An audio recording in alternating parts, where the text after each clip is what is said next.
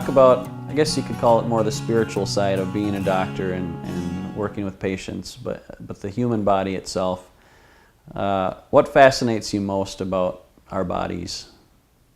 The existence of the body, that everything works, that you can take a human hand that can has the power of a sledgehammer to break a board, like the karate guys do, and yet the finesse of a surgeon to be able to work on your eyeball, the exact same instrument. Whereas like tools that we use, they have to be fashioned specially for fine work or for gross work or like that, and the hand can do it all. The fact that your eyeballs work together, they track together, is miraculous. I find everything miraculous. Lately, though, I've been doing some research on the intestines and the digestive system, and I was taught in medical school that the digestive system is a passive kind of thing. That the stomach makes the acid. So you eat the food, stomach makes acid. The pancreas spits out the enzymes. The bile comes in from the gallbladder, and then it all just kind of gets pushed through and down through the intestines, and then it comes out the other end, and that's how it works. That is so far from the truth. Our digestive system is miraculous. When you smell food, your intestines are already preparing for that food. Really? Specifically, yes, for that food. So you make your enzymes according to what food you're eating. So your pancreas will make different enzymes if you're eating a high-fat meal compared to a high-protein meal, compared to high-carbohydrate meal or a high-fiber meal. They're all different. And so you're going to excrete different amounts of the bile into there. The stomach knows exactly what's in there and will release the food. So the stomach's holding the food and it's getting digested, and it's being released out into the small intestine at a specific rate, depending on partially on the calories and what other nutrients are in there.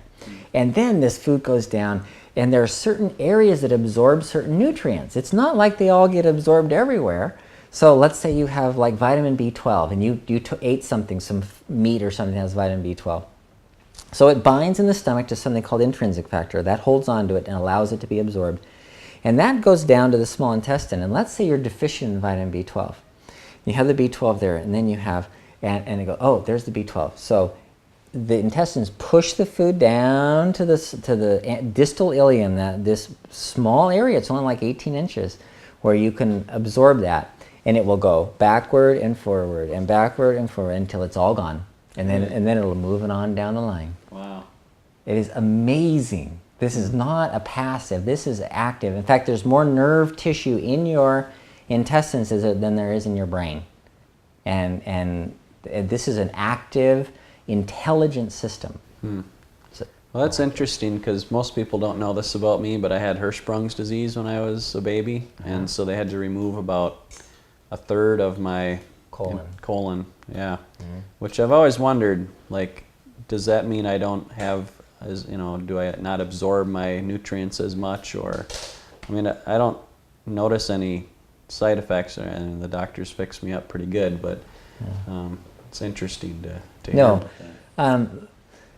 Very few nutrients are absorbed through the colon. Some can be, but that's mostly passive absorption. The active stuff is done in the small intestine, the ileum and the jejunum.